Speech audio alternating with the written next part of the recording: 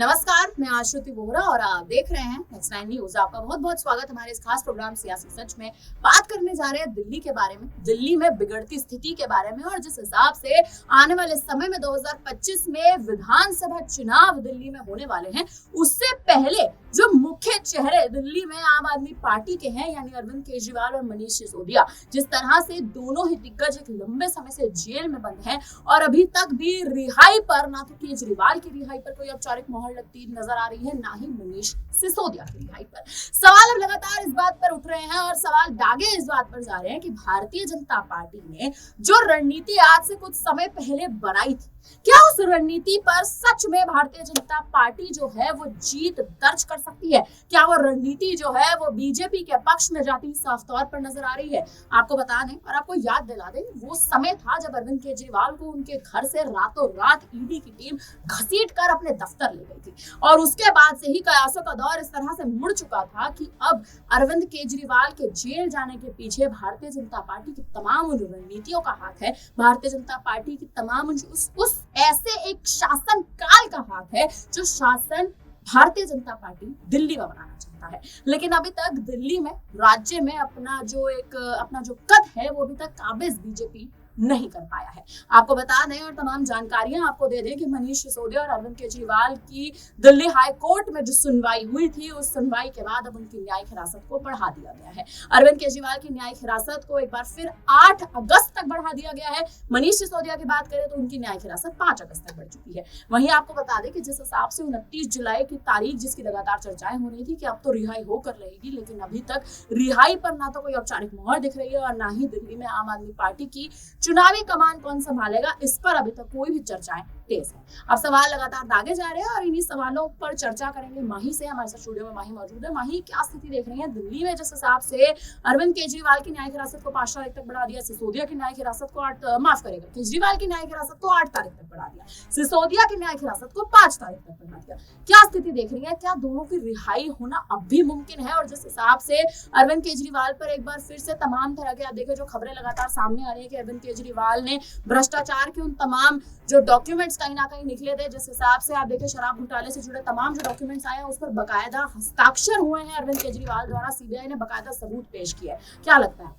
जी बिल्कुल, देखिए जैसा कि आपने जिक्र किया कि अरविंद केजरीवाल अब जेल से बाहर आएंगे या नहीं, इस पे ये बड़ा सवाल इसलिए खड़ा हो जाता है कि नए नए एविडेंस जिस तरीके से केजरीवाल के मामले में निकलते हुए नजर आ रहे हैं, मुझे नहीं लगता कि इतनी आसानी से, क्योंकि आप देखिए कि 29 जुलाई को सुनवाई, एक 31 जुलाई को, एक 8 अगस्त को सुनवाई है। तो ऐसे में दिल्ली हाईकोर्ट ने जिस तरीके से फैसले को सुरक्षित रखा है, पिछली बार भी आपने देखा कि अरविंद केजरीवाल के जब फैसले को सुरक्षित रखा गया था तो कोई बड़ी राहत देखने को नहीं मिली थी, बड़ी बेंच तक वो फैसला कहीं ना कहीं चला गया था और वो फैसला कहीं ना कहीं अटकते हुए नजर आया। वहीं अब नए नए एविडेंस मिलने की वजह से अरविंद केजरीवाल मेन सूत्रधार के तौर पर सामने आ रहे हैं, तो ऐसे में इतनी आसानी से सीबीआई उनको नहीं छोड़ने वाली है। और आप देखिए कि जिस अरविंद केजरीवाल को लोकसभा चुनाव से कहीं ना कहीं दूर रखा गया था और विधानसभा चुनाव से पहले जहां पर भारतीय जनता पार्टी इस बार सत्ता में काबिज होना चाहती है, आम आदमी पार्टी बार बार यही बात कहती है कि ईडी सीबीआई के इशारों पर, भारतीय जनता पार्टी के इशारों पर ईडी सीबीआई ये सब कार्रवाई कर रही है। तो अगर ऐसा होगा तो जाहिर तौर पर अरविंद केजरीवाल विधानसभा चुनाव से पहले तो बाहर नहीं आ पाएंगे। चुनाव हो जाएगा तो हो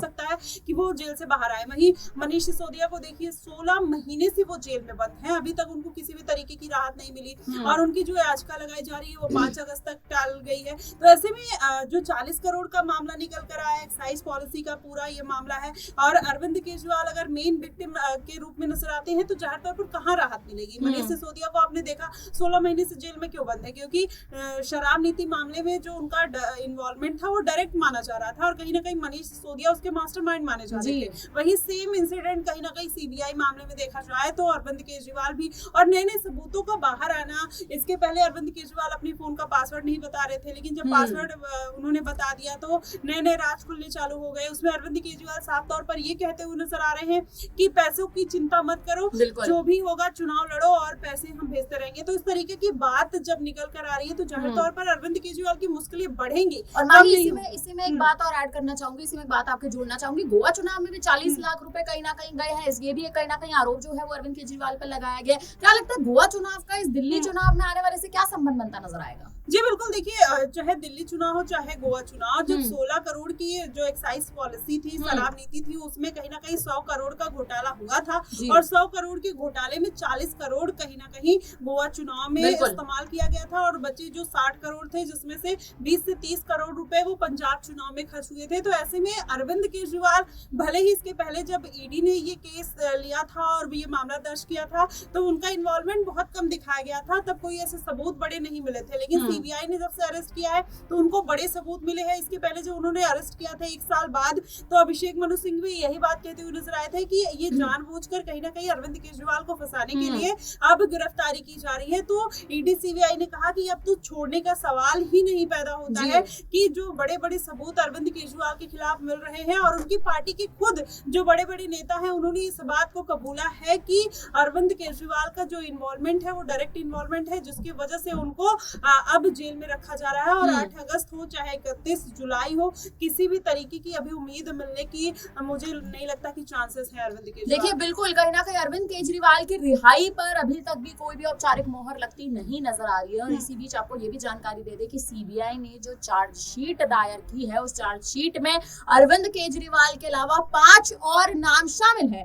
लेकिन 5 नाम कौन से हैं इस पर अभी तक कोई भी खुलासा नहीं हुआ है। क्या लगता है माही, वो 5 नाम आम आदमी पार्टी के मंत्री हो सकते हैं अरविंद केजरीवाल के? जी बिल्कुल, देखिए उसमें कोई दो राय नहीं। इसके पहले जब आप देखेंगे आतिशी मारलेना और शरद भारद्वाज कहीं ना कहीं इस मामले में सिकंजा ईडी सीबीआई उनके ऊपर भी कसते हुए नजर आएगी, तो कहीं ना कहीं इन्वॉल्वमेंट तो देखने को मिलता है। भले पैसे नहीं, आम आदमी पार्टी बार बार यही बात कहती है कि एक भी पैसे बरामद नहीं हुए, कोई प्रूफ नहीं मिला, ये नहीं मिला, लेकिन अब बिना इन्वॉल्वमेंट के ईडी सीबीआई अगर घर पे छापेमारी कर रही है तो कोई ना कोई वजह होगी। और अगर मनीष सिसोदिया हो, सत्येंद्र जैन हो, अरविंद केजरीवाल हो, अगर जेल से बाहर नहीं आ रहे हैं तो कोई ना कोई वजह होगी, क्योंकि इसमें इन्वॉल्वमेंट केवल बीजेपी चाहे ईडी सीबीआई का ही नहीं है, इसमें हस्तक्षेप देखा जाए तो राव जोड़नी कोर्ट, हाई कोर्ट और सुप्रीम कोर्ट का है। अगर एक कोर्ट अगर गलत फैसला करती है आम आदमी पार्टी के हिसाब से तो जरूरी नहीं कि सुप्रीम कोर्ट भी वही फैसला लेता हुआ नजर आएगा। और कितने फैसले हैं जो अरविंद केजरीवाल के फेवर में गए, तो कोर्ट तो किसी भी तरीके से बास नहीं नजर आ रहा। चाहे चंडीगढ़ का मामला आप देख लीजिए,